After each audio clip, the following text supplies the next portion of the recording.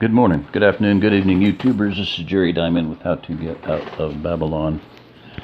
And we are reading Lights Out by David Crawford. Like me, when he first went online, he was probably somewhat unsure of, certainly of his reception and of his ideas and whatnot. And his when he first put that book online, he was reading it, doing it chapter by chapter. And for quite a while, I only knew of him as half-assed. You know, he's not slow, he's not fast, he's half-fast. So, you know, it was lights out by half-assed. So he now is owning up to his real name. So, all right, chapter 3. At least the rest of chapter 3. I read it once already. I was doing it on kind of a combination of the DU recorder with me on the inset and this, me reading from the book, but with the text up on screen. That ain't going to fly either. So it's either got to be on the screen or the book. I don't have any feedback as to anybody caring which way, so I'm going to go with reading it from the book because the other is just extremely distracting for me anyway. And if it's distracting for me, it's going to be distracting for you. So like I said, the links are there, at least on the first two. I'll put links on this one too. I'll just copy and paste it. Real easy to do, Jersey. Just copy and paste. If you don't know how to, if you don't, guys don't know how to do anything, my son has this great saying. He says, "Dad, I don't know how to do that, but I'm pretty sure my friends on YouTube do." You can learn anything, you know, on internet, Google it, and on YouTube. If you don't have, if you ask, you know, here's one thing. If you ask us a question and it's a stupid question, as I tell people, JFGI, look that up, JFGI. That'll tell you. Someone sent you to this site because they figured you're stupid. So, JFGI. I may do just a interim thing here, talk just a few minutes and then get back to chapter 3 because I've already talked a little bit. So let me put that down. In the book, his brother, Mark's brother, and this is a spoiler alert. It's not a spoiler alert for me because I've read it 2 or 3 times. So let's just say, let's use the hypothetical scenario when that, let's say that your relatives, okay, are in Missouri and they have this nice little peaceful farm where nobody's bothering them. And you're saying Florida or somewhere in Illinois, the People's Republic of Illinois. You know, there was an Appleseed shoot there. I'll show you the shirt again sometime. They're all in the washing machine right now, and it's running. I should go shut that off. Yeah, let me pause that. Alrighty, so there's an Appleseed shoot in Illinois, Waterman, Illinois. I don't know where that is, but it's in Illinois. And they wanted all of the instructors from Missouri to come to Illinois. They wanted 300 people on the line shooting big bore rifles. You can qualify, Army Qualification Training, AQT, the Appleseed program, that's what it was, AQT, at 25 meters. It's just a smaller target, and you can shoot it with a 22, Ruger 1022. Okay. Looks exactly the same time at 25 meters that it does at 100 meters. So they wanted big bore rifles, Garands, M14s, M1As, and so it was free for everybody that came. It was free. Normally they'd be paying a fee.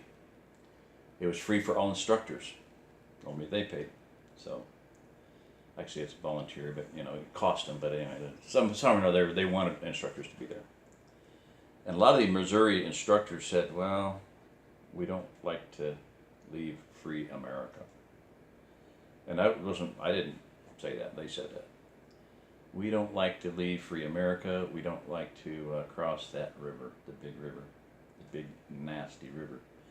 So, but let's say you're in wherever, Indiana, Ohio, Florida, Tennessee, Kentucky, Maine, Illinois, Delaware, South Carolina, North Carolina, and you need to go west, or you need to get to the, safe region. You will all, everybody that is listening to me, will eventually figure out that I'm right. There is no other option. Am I being overconfident? No.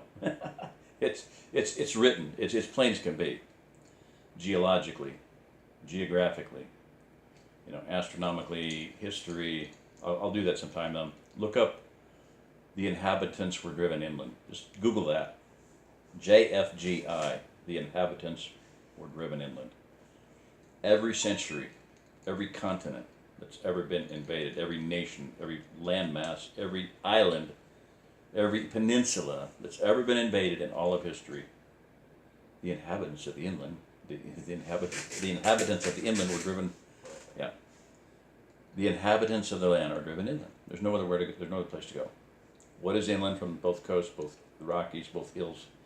The land between the hills, the land twixt the hills. Okay, we read that the other day, the poem.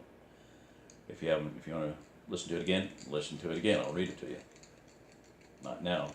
Go to my channel and videos, and I'll read it to you. The land twixt the hills. The mountain twixt the hills. The hills twixt the hills. The U.S. interior highlands, okay. Both coasts, both borders. 500 miles from both coasts, 500 miles from both borders. That is not a coincidence. It's just glaringly obvious. Oh, fiddle-dee-dee, Millie. I got up to turn to the... All right. So, en route from hither to yon, or from yon to hither, whatever, from hither and yon to here, you're going to have to eat. And people just have no clue about reality. To you, to everybody out there listening to me, your food comes from the grocery store, and the government's going to always take care of you, and they're always going to make sure that the trucks are rolling and the food is there at your grocery store on time. You can go down there 24 hours a day and get that food. That's not going to be the case. It's going to get ugly. I don't even want to think about it. I try not to ever think about it, but I know it's going to get, in my head, I know it's going to get ugly. I try not to feel it with my heart, because it's just about killed me over the years. That's why my beard is white, and my hair is white, and I look like I do. I saw an 80-year-old guy, one of the Mormon founders of the ranch, as we call it, came there 30 years ago, 40 years ago about, bought like 600 acres and 5 men, and he saw me and he goes, "Man, you're looking pretty old," and I'm like 20, maybe 30 years younger than him. That's pretty sorry, but such is life. So, en route from hither to yon, out there to here, you're going to have to eat, and you have to procure food as you go, and you're going to have to man up or lady up, woman up, and develop the wherewithal, the cojones, and the fortitude, and the courage, and everything else you want to call it, and the intelligence to do so. So I'm trying to cover some of those bases ahead of time. Fishing, or tree rats, squirrels, rats, snakes, whatever. Barbed hooks, shoot it with a slingshot, and boom. And then you need to cook it.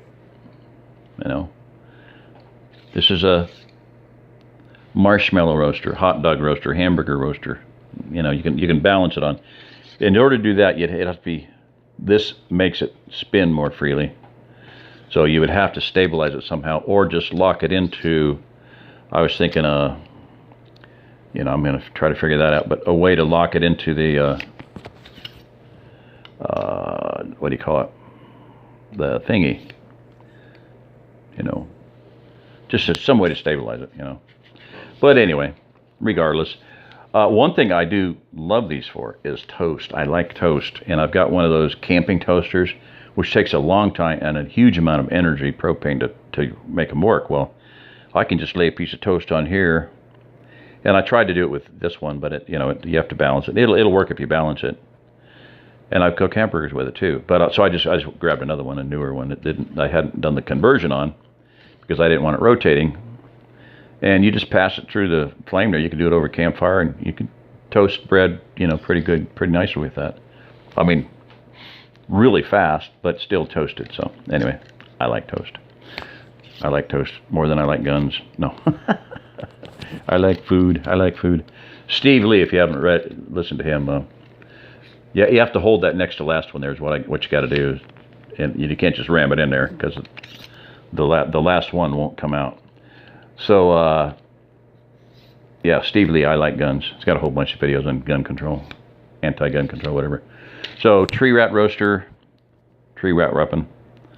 I just say tree rats because that's one of the most common things out there, and whether you like to eat kosher or not, it may be that, to stay alive, you either got to plan ahead really well, or get here. I prefer get here. That's what I did, Better to be a year too early than a day too late. That was our motto back in 1980. Okay. And from then on out, it was just a matter of, planning, and we did. And we got out in 1987. Oh, yeah, I'm tired. 1997. There you go. 1997, got out of Denver. Escaped after 41 years of caged slavery. I hear some people say, I'm thinking about moving to Colorado. And I'm like, what the hell for? Don't move to anywhere but the free America area. So, it's not perfect here, but, it's different. It's different. People are going to get killed here and there and, shot by police. It's not too much different right now. They're trying to push a gun control thing through the Senate of Missouri. Once upon a time, the Senate passed the most far-reaching and devastating effect to gun control ever in the, in all the states. Even it was second only to Kansas. But the governor overrode it. Read the book Unintended Consequences. I can't read that one online because it's too hot. Smoking. It's great. I can read sections of it, but yeah, the safari stuff and the shooting stuff and the gun stuff. But there's some parts in there that are just brutally, sadistically, and masochistically, and I don't know whatever. But anyway. So I'm going to cut this one off because I'm just wanting to get some things out there so that people have the things that they need. Now, I want to put out a challenge here to the major, anybody that wants to chime in, yeah, but I would like to Pastor Joe Fox, number one. Pastor Joe, I would like you to come up with a list of ballpark 200 pounds. You want to call it in kilograms, whatever, but 200-pound, good to go, pack on a mono-wheel walker, a monocycle, whatever you want to call it, a trailer, a hiking trailer, because people can do that now. When I first did rewrote the article of 20 things you'll need before the Great Depression hits, okay, I rewrote that, and basically I geared it toward hiking back then. When did I first say that? It's in my book. In my book, read it. 2000, the year 2000. Drive now or walk later. At least that old. 2000. So 18 years ago, I started saying, drive now or walk later. And I think it was at the book. So I knew it would come down to that. And it is. People in California are homeless and dead. People in Florida are homeless and dead. People in Texas are homeless and or dead. It's happening all over in the Northeast. People are going to be homeless and dead. So it's happening, And the people, a lot of those people now that have been through these devastations of these hurricanes and storms and forest fires in California, they don't have anything. They don't have a vehicle left. The vehicles got roasted, melted.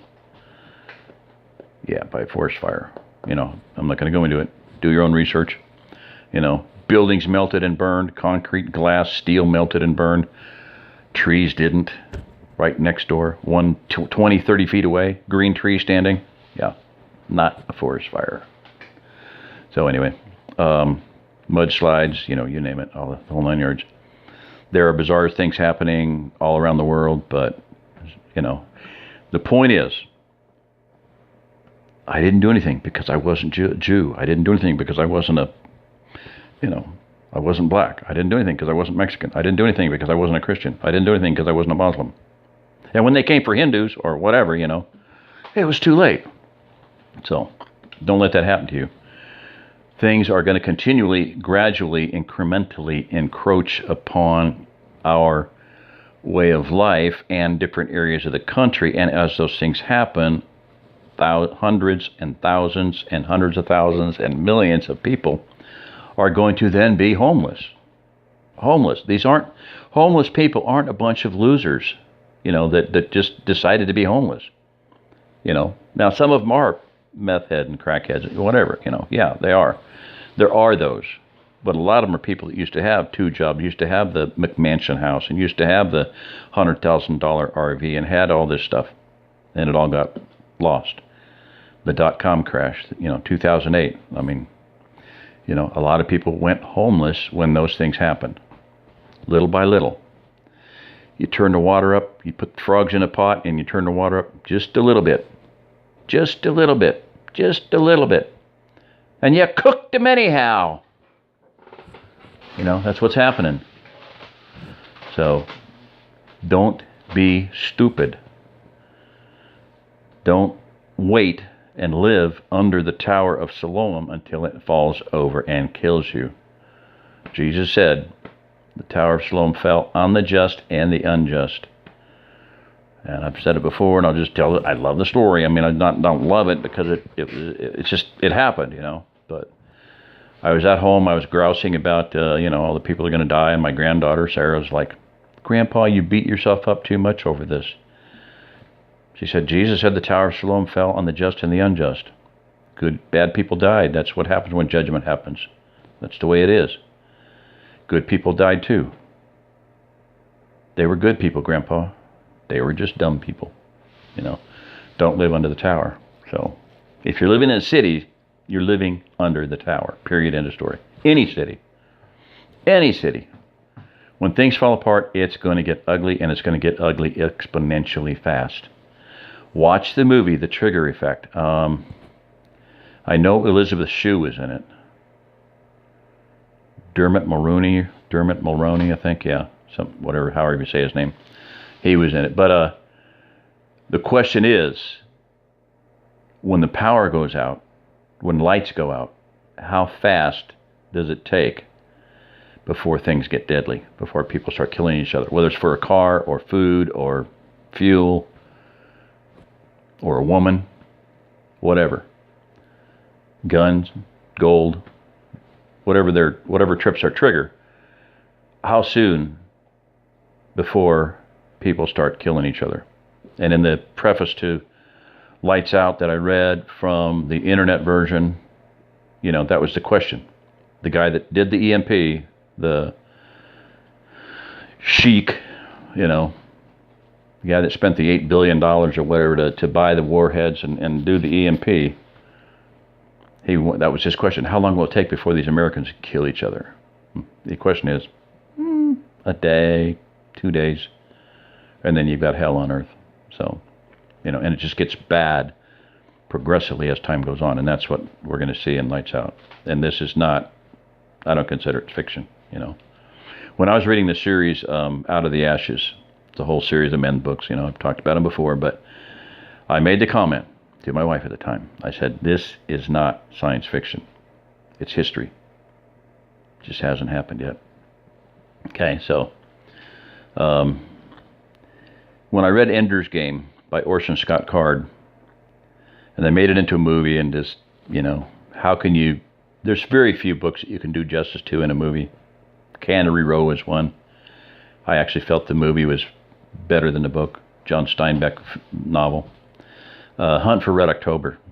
Did a great job in the movie, and just because of the things that you just couldn't fathom mentally reading about it in a book, most of the time you can, I felt that the movie was as good as the book in that respect, and better.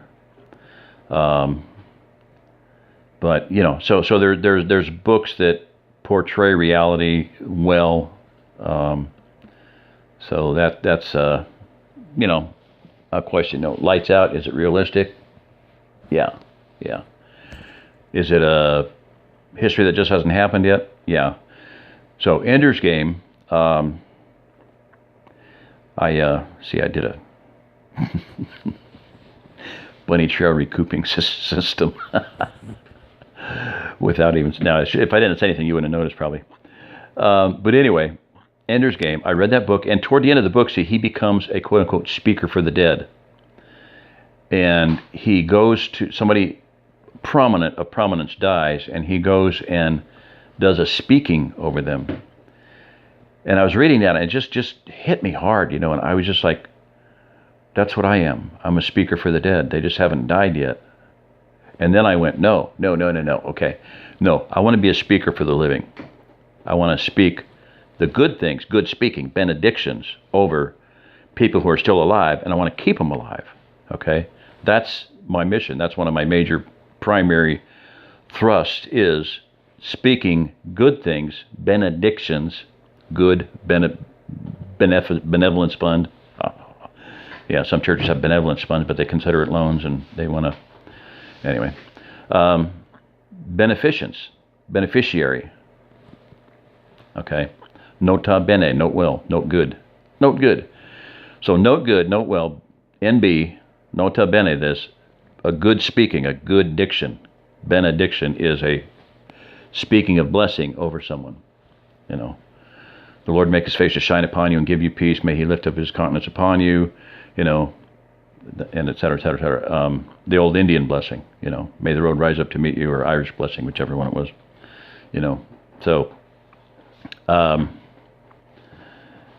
So yeah, good speaking. I want to be a speaker for the living and keep them alive. So may you and your root here have what you need when you need it. When you need water, may there be a source of water there, even if it's miraculous. When you need shelter from the elements, may you have that. When you need shelter from visual, when you need camouflage, may you have that. May that come to pass for you. So that is basically speaking good, shelter, water, food, hiding, being able to hide in plain sight if need be. It happened for the prophet of the covenant, Alexander Peden. He was escaping the dragoons, the 10,000 armed dragoons of the, not 10,000, but there was a troop of dragoons after him, and he just sat down on the hillside and just threw his cloak over him and over himself and said, I protect all poor old Sandy, and they just rode right on by and didn't even see him. So, it can be miraculous. It can be a natural bit of camouflage. Camouflage is just something that breaks up the signature of where you are. It could be thermal, it can be visual, it can be sound, auditory. Most camouflage we think of as visual, but that's not the case. You need thermal camouflage because there's more and more forward-looking infrared, and there's going to be drones with FLIR. Never thought, Terminator and Star Wars and all that, who knew that we were going to be up against all of those things, I mean, look online, there's a robot that can jump up about that high, 4 or 5 feet off the ground, and turn around and do a backflip off of it and land perfect. Whew. And the thing could probably carry a 500, 600, maybe 1,000 pounds of ammunition and a chain gun, puts out 4,000 rounds a minute. Well, you can put a round in every square inch of a football field. That's how many rounds it puts out in, whatever, a minute. Yeah. So there's some challenges, but, Father's been preparing for this time, and part of that preparing is preparing a place for people to go. So get that, into your head, and if, you can laugh now, but, things will change. Survive the first, whatever, the onslaught, the shit hit the fan thing. Most people cannot think beyond 1 or 2 days past that point. They have no clue what it's going to be like. Neither do I. When it first happens, we don't know what's going to cause it, economic, invasion, EMP, whatever, but something's going to happen that's going to completely disrupt our way of life. When that happens, things are going to get brutal, they're going to get real, they're going to get elemental, they're going to get catastrophic at a very fast rate, like virtually overnight. Okay? So, Civil War, who knows what. Don't know. Doesn't make any difference. It's going to happen. When it does, you need to be ready with some kind of plan. And if your plan is, if you've thought far enough that, I need to get to Aunt Nellie's 30 miles out of town, that's at least you got something going on. You got at least a plan of some kind. That's plan A, Plan B is, what do you do from there when you find out that Aunt Millie's dead and nobody's there? And maybe there's a biker gang taking over the house and whatnot. We'll see that happen. What do? You go to the Cumberland Plateau, I told that to one couple that moved here from Kentucky, and I said, well, one guy, he read everything I sent him. He mastered everything that I told him. He understood it all. He regurgitated it. And then instead of, he came out and visited. They spent like 2 or 3 days here, and I took him around to, with the real estate agent, to dozens of properties. And, well, we're thinking about relocating to the Cumberland Plateau. What's your assessment of that? Now, it took me several weeks, and finally I did, and I was like, it's crap, 2 thumbs down. If I had 10 thumbs, they'd all be down. Don't be stupid. And the couple from Kentucky, I told them about it, and they're like, they about choked, they're like, that's where we're from. That's horrible. It's a horrible place to live. So, anyway. All right. This is Jerry Diamond with How to Get Out of Babylon. I don't know. Sorry for the humor. I guess it's kind of like the old Scottish lady that said to Spurgeon, you young man, you have too much humor in your messages. And he said, lady, if you knew how much I kept in, you'd commend me instead of rebuking me. So I don't know. It's not all roses, but then again, it's not all, doom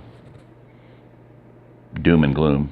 So it really isn't, The kings of the earth gathered themselves against Yahweh and against his anointed, his Christ, and said, we're not going to have this man rule over us. And what does God say?